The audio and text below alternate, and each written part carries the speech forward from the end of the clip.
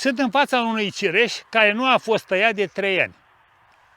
Pe el am făcut o filmare în care a prezentat cum se formează ramurile de cireș, cum se dirigează el, cum se distanțează între ele ca să avem o lumină perfectă, o distribuție bună a ramurilor, ca să avem fructificare pe toată suprafața și să nu avem de-a face cu degarnisiri în partea inferioară. Trofim este numele meu și dacă vă place acest canal, vă rog să vă abonați și să dați un like. Acest cireș, așa cum am spus, n-a fost tăiat de 3 ani. Ce observăm noi acum după 3 ani de zile? Observăm așa, el s-a garnisit foarte bine, vedeți, pe toată lungimea. Are ramuri de rod de la bază, uitați, de aici, peste tot așa, are ramuri de rod. Dar dacă ne uităm mai bine la ele, sunt îmbătrânite, vedeți? Asta e o ramură anuală, asta e ramură anuală. Asta e o ramură anuală, iar restul să avem buchete de mai îmbătrânite, vedeți? Asta deja a murit aici.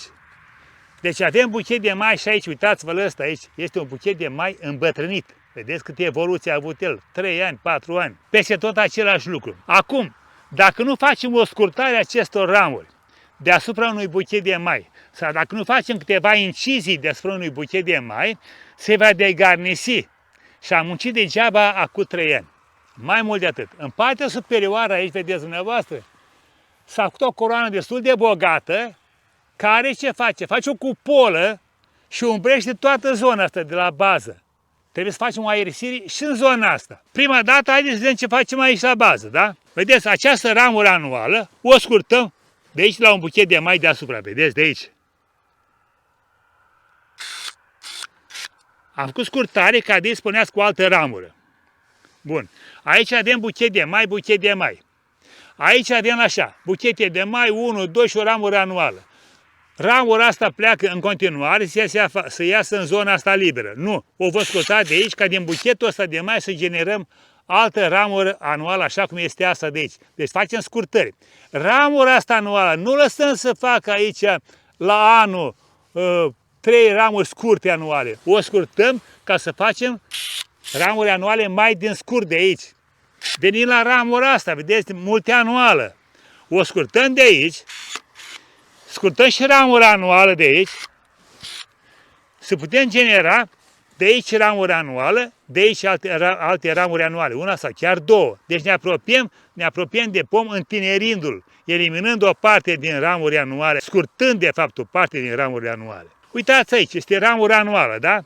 Dacă o lăsăm așa, îmbătrânește clar, vedeți? Ea n-a mai evoluat normal în altă ramură anuală. A evoluat în ce? În buchet de mai. Este clar că a stagnat. Atunci ce facem? Venim și o scurtăm unde avem muguri viabili. Ăștia nu sunt viabili, aici nu. Avem aici și aici, da? Și atunci luăm o fabrică mai mică și facem o scurtare deasupra unui mugure vegetativ de aici. Ca să avem aici alte creșteri. Ne uităm la ramura asta, vedeți?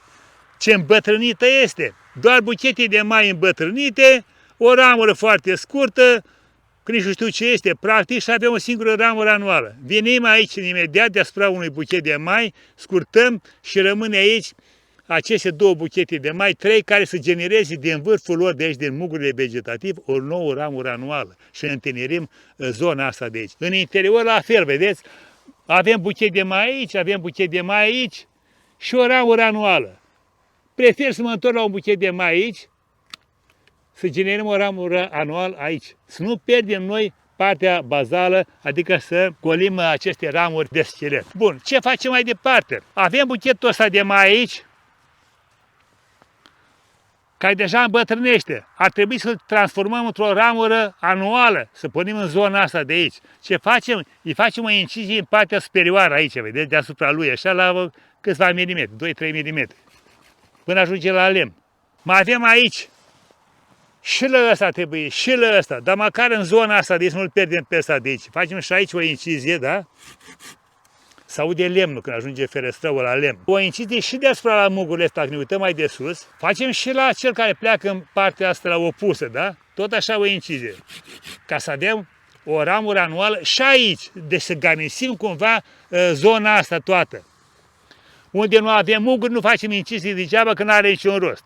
Așa facem la fiecare. Uitați aici. Aici deja a murit. A îmbătrânit. a dispărut. Era și în partea inferioară aici, n-a avut lumină, dar măcar aici să facem o incizie, să creăm o ramură anuală, iar la ramura asta anuală o vom scurta ca să avem alte porniri pentru anul ăsta, una de aici, una de aici, scurtăm de aici deasupra unui mugure vegetativ. Vom avea cireșe la bază, un mugure, 2, 3, 4 muguri cu floriferi pentru cireșe, iar aici vom avea 2 sau 3 ramuri anuale pentru a umple zona asta de aici. Deci ținem cont de faptul că trebuie să garnisim ramurile.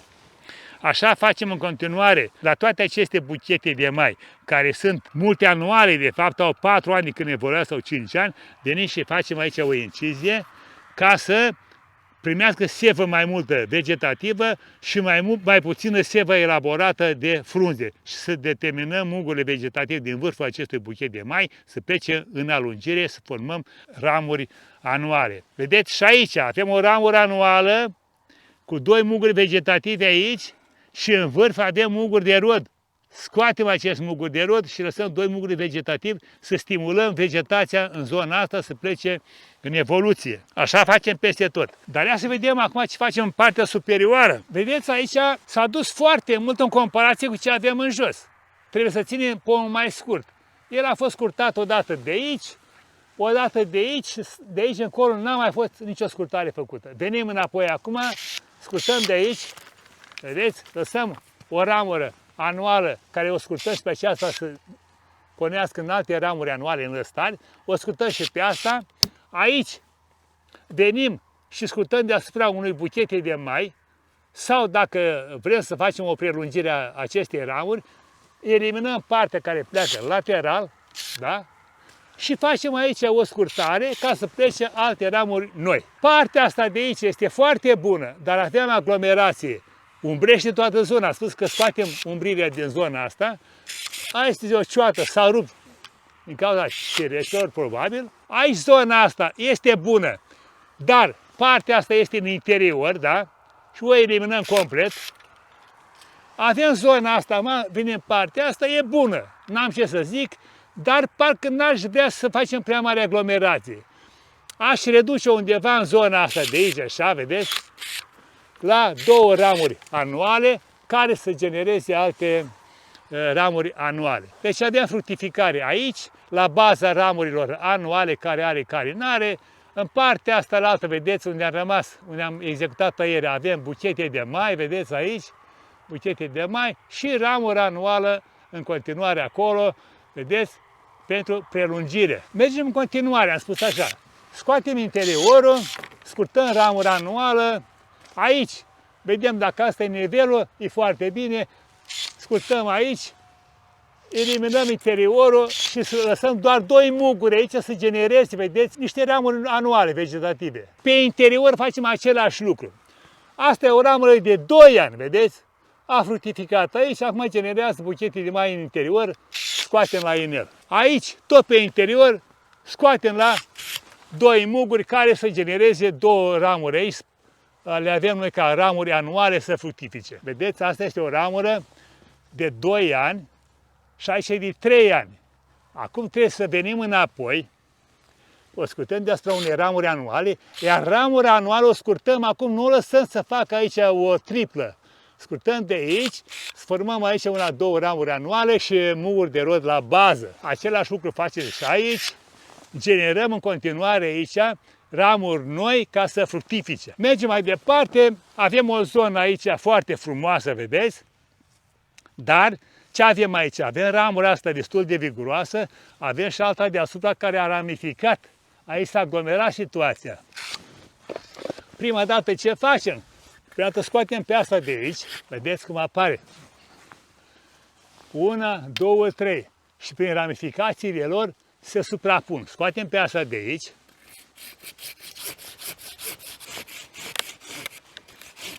Am eliberat partea asta, acum ne asigurăm că nu facem umbrelă în partea superioară. Această ramură, care este ramură de semisfere, să spunem așa, îi dăm zona asta liberă mai jos față de ramura mamă. Și aici eliminăm partea asta de aici, vedeți? N-a fost tăiată după fructificare, a generat altă ramură cu aglomerație, cum am vorbit aici. scurtăm de undeva de aici să genereze alte ramuri noi. Aici mergem către exterior, scoatem interiorul, mergem către exterior, tot așa să genereze ramuri noi, aici la fel, interiorul scoatem complet. Scurtăm fiecare ramură anuală dacă nu avem aglomerații la bază, dacă nu scurtăm în ramuri de 2 ani, vedeți? Ramura anuală e de aici până aici. Asta e de 2 ani. Nu vreau aglomerația asta aici, scoatem de aici, vom avea buchete de mai anul acesta peste tot, avem deja și aici ramuri anuale noi. Aici, pe interior, scoatem plecarea puternică, scurtăm ramura asta să genereze alte ramuri aici, să avem producție pe un cep scurt, să spunem așa. Și aici, vedeți, scurtez această ramură care pleacă vertiginos, da? Asta de aici. O scurtez la 2-3 muguri aici. Deci tot ce e pe interior scot la 2-3 muguri. Și exteriorul la fel. Aici la fel avem aglomerat în zona de vârf. Avem cireși care nu le putem folosi. Mai bine facem ramuri anuale aici decât să ne bucurăm la cireșele din vârf. Vedeți, dacă ne uităm de aici, avem aglomerația asta sus. Aici trebuie să o clarificăm într-un fel, să nu umbrească toată zona de la bază. Și atunci prefer așa, să las zona asta importantă, scurtăm de aici, partea asta de aici, o scurtez ca să avem și rod, dar să avem și vegetație aici, să punească altceva. Aici zona asta este deja compromisă. Aici scurtăm de la un buchet de mai și acum de aici ramura asta, vedeți, deja s-a făcut multă încringătură. Aici scoatem de la un buchet de mai. Da, mergem mai departe, facem același lucru, da? Scurtăm, întinerim ramurile. Ne apropiem de pom. Scurtăm la un buchet de mai ca să avem și ramuri noi, da? Cei pe interior eliminăm de la un buchet de mai, care vine în zona noastră de aici. Nu ne ducem cu cireșile interior pentru că nu o să putem să recoltăm. Trebuie să avem grijă de garnisire. Scurtăm ramura asta anuală ca să genereze noi elemente de rod. Scurtăm și aici la fel. Scurtăm aici de la buchete de mai să avem 2 ramuri de rod. Aici, vedem, avem ramura asta de 2 ani, asta anuală. Scurtăm undeva, chiar de aici, la buchet de mai, să avem 2 ramuri noi aici. Iar asta, o să scurtăm tot așa la 2 buchete de mai. Ramura asta care vine în zona asta e foarte frumoasă, dar nu intrăm prea mult în afară. O scurtăm și pe asta la buchete de mai, da? Aici. Asta la fel. Aici. Asta e ramura anuală, o scurtăm ca să generăm alte ramuri anuale. Aici procedăm la fel. Chiar aici ne extindem cam cât? Puțin mai lungă ca asta, deci la un buchet de mai de aici. Și o să avem ramuri anuale de aici și de aici. Interiorul ăsta nu mai folosim, partea asta este bună, dar nu depășim mai mult de atât ca să nu ajungem în zona ramurilor de schelet și facem aici așa o trecere, da? Pe o ramură anuală pe care la fel o scurtăm. Bun, în partea de sus aici avem plecări 1, 2, 3. O să scoatem din cele 3, scoatem una și rămân numai 2. Ca să nu facem o umbră completă, da? Aici căutăm să venim în zona asta, nu ne ducem încolo. Scurtăm, să facem vegetație de prelungire, scurtăm și interiorul, eliminăm interiorul complet, nu ajungem la cireșele de acolo și ar trebui să stimulăm aici, vedeți, aceste buchete de mai care îmbătrânesc. Stimulăm aici.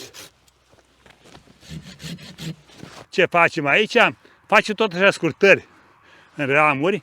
Ar trebui în ramura asta anuală facem o scurtare, dar ne îndepărtăm prea mult de zonă de subșarpantă. Și mai bine venim aici, scurtăm la un buchet de mai, o să avem și fructe, o să avem și o ramură anuală aici. Buchetul ăsta de mai este alungit, vedeți? Tocmai în vârf, restul nu are nimic. Scurtăm, poate de aici vom obține alte ramificații. Ramura asta n-a fost scurtată anul trecut, a generat ea cum a știut ea. E ok, n-avem decât 2 buchete de mai și muguri de rod aici. Să spunem că nu e foarte mare aglomerație. Da, dar una o eliminăm. cu elemente de rod, da? Lăsăm 2 buchete de mai și aici scurtăm ramura anuală ca să nu mai avem treaba asta cum am pățit aici și în anul următor. Să avem 2 ramuri bine formate și fără buchete de mai. Aici pe interior această ramură lăsăm 2 muguri vegetativi care să genereze 2 ramuri anuale în zona asta. Iar aici scurtăm la un buchet de mai ca să genereze o altă ramură în zona asta, plus fructe aici la acest buchet de mai care a rămas. Mai avem zona asta ca și ramură de subșarpantă, da? Bine, ce facem? Avem 2 ramuri de rod aici, prea multe. Una o scoatem și una o lăsăm să fructifice și mai lăsăm încă, cât? Încă 2 ramuri de rod, încă 2 ramuri anuale pentru anul următor. 1, 2. Nu lăsăm mai mult ca să facem buchete de mai. Am nevoie, în zona asta fiind scurtă aici, să am mai bine 2 ramuri anuale care să fructifice la bază, așa cum face asta. Deci, vedeți? Face ramura asta. Aici, la fel, o ramură anuală, foarte frumoasă, vedeți, s-a dezvoltat. Ia uitați ce ramură anuală frumoasă. Dacă nu o voi scurta acum, la anul, pe timpul ăsta, adică în ianuarie, vom avea aici 2-3 ramuri aglomerate, un vârf plus buchete de mai și am stricat ramură. Atunci ce fac? O scurtez așa la undeva la 30 cm, să formeze de aici o ramură anuală și din partea asta încă una, iar pe lungimea ei, aici, să formeze buchete de mai. Deci asta, în perioada acestui an, aici vor fructifica, mugurii vegetativi se vor transforma în buchete de mai, iar în partea superioară, cei 2 muguri sau poate 3 vor genera ramuri anuale noi, așa cum a fost asta anul acesta. Și așa arată în final pomul nostru, după ce am făcut o executare, după 3 ani de zile. Ăsta a fost tutorialul, la revedere și succes pe toată linia!